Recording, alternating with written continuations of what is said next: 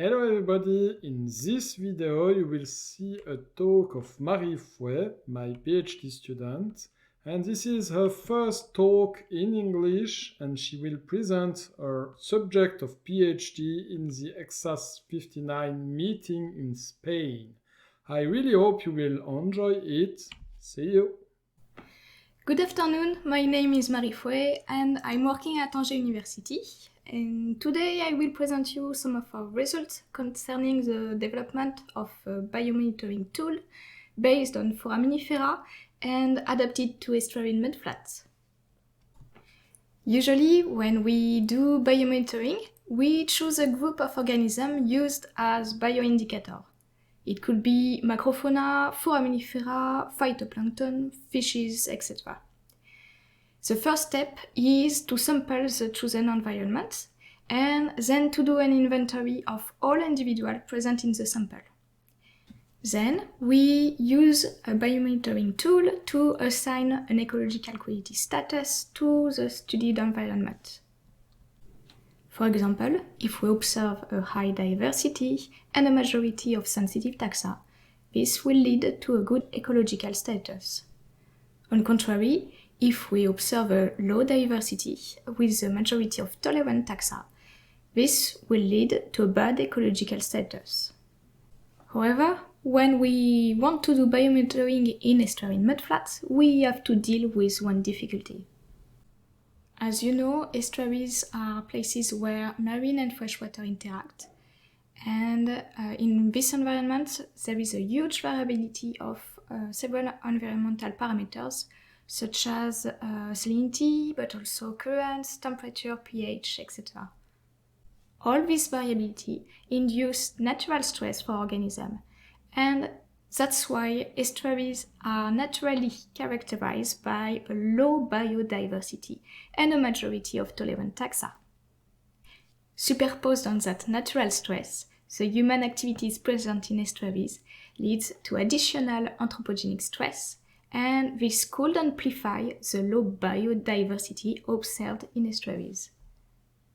That's why, if we use biomonitoring indices developed for marine environment to estuarine mudflat, this will lead to a low quality status, even in completely natural places.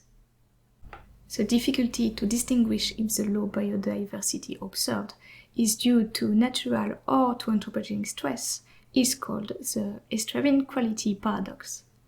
But there is a potential solution to overcome this difficulty. We have to well understand the natural distribution, and then any deviation to this distribution could be due to an anthropogenic impact. The key factor of the distribution of organisms in estuaries is the salinity. But this parameter is subjected to strong variability due to flood events, due to the tide, and concerning estuarine mudflats due to evaporation or precipitation. That's why one punctual measurement of salinity will not represent the whole salinity ambience experienced by the organism at one sampling station. That's why we need a tool which will measure the salinity ambience experienced by organism on the mudflats at the moment of sampling. In this context, we developed the Marine Influence Index, MII, which includes the salinity, but also the input of nutrients and hydrodynamics from marine water. We retain 3 parameters which can control the degree of marine influence.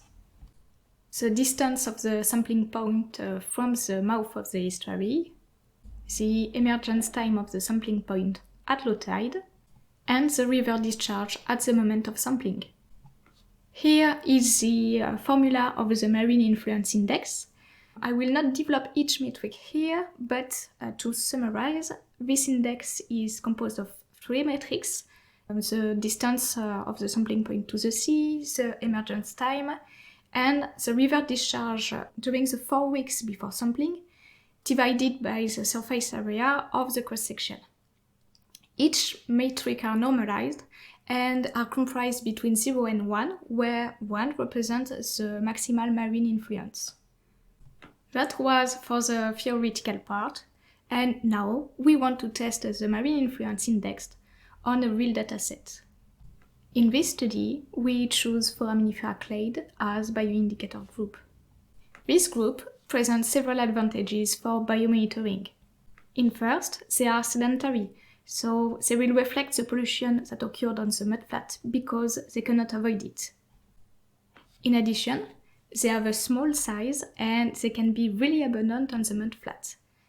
And this allows to obtain a huge number of individuals with a low sampling effort. They present a wide range of different ecological strategies. For example, some species are sensitive and others are tolerant. They inhabit all marine regions. And finally, their shell is preserved in the sediment, and this allows to do historical reconstruction. The study area focuses on 2 small estuaries located along the French Atlantic coast. We sampled a total of 27 stations with 3 replicates per station. In addition to foraminifera, we also measure environmental parameters such as sediment grade size, organic matter, heavy metal, and absolute elevation. Here I will show you some of our main results. We found a significant correlation between the marine influence index and the species richness, and this is the case for both estuaries. In addition, we found a significant correlation between the marine influence index and 2 taxa which are commonly found in estuaries. Elphindium and Quincunacina have both a preference for habitat where the marine influence index is high, in this case where the score is above 0.6. The final aim of the marine influence index is to detect a deviation to the natural distribution. Here I will show you an example of outlier detection.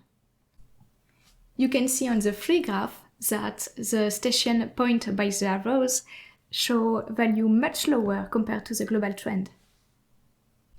This specific station is located in the harbor in the middle of a lot of touristic boats.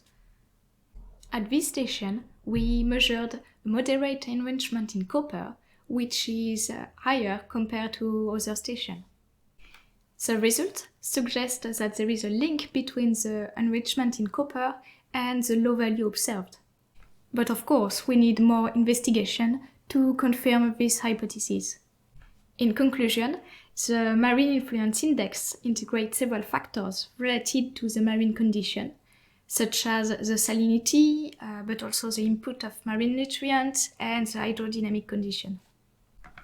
The marine influence index allows to compare samples from different stations between and within estuaries from different sampling time. Once achieved, the MII will allow to detect deviation from the natural condition, which could be the clue of an anthropogenic impact.